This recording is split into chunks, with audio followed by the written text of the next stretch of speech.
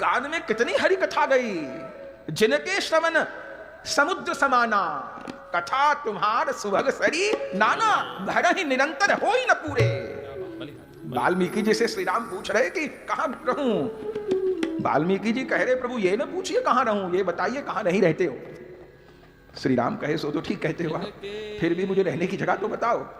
तो वाल्मीकि जी श्री राम को 14 स्थान बताए हैं। ये तो मानस जी की कथा में हम लोग सुनते हैं, पर उसमें जो सबसे सुंदर स्थान लगता है वो जिनके श्रवण समुद्र समाना। और कोई साधन न बने इतना तो शायद बन सकता है। वाल्मीकि जी कहते हैं जिनके कान समुद्र के जैसे हो गए, और आपकी कथाएं नदियों के जैसी। तो नदियों में तो बाढ़ आवे, कभी सागर में बाढ़ नहीं आवे। सागर में जिस दिन बाढ़ आ गई तो धरती पे कोई नहीं बचेगा। नदी में तो बाढ़ आती है, सागर में बाढ़, सागर तो उफनता है, उसका तो स्वभाव है उफनना। नदियों में बाढ़ आती है, सागर में बाढ़ नहीं आती। सागर ने जिस दिन अपनी मर्यादा छोड़ी तो धरती पे कुछ नहीं बचेगा। 2/3 तो सागर है, पृथ्वी थल तो 1/3 है। गोस्वामी जी कहें जिनके श्रवण समुद्र समाना, जिनके कान समुद्र जैसे हो गए, कथा तुम्हार सुभग सरी नाना।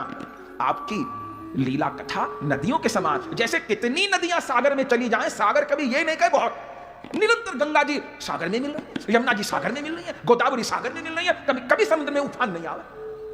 कभी समुद्र ये नहीं कहे बहुत हो गया। सबको समाते जाए, सबको समाते जाए, सबको समाते जाए। 3500 नदियां हर समय सागर में मिल रही हैं।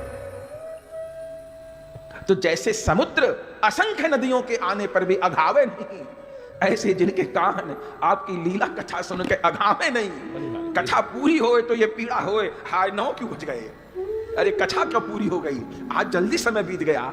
अगर कथा सुनते सुनते घड़ी देखनी पड़ गई तो भैया कथा तो नहीं सुनी फिर।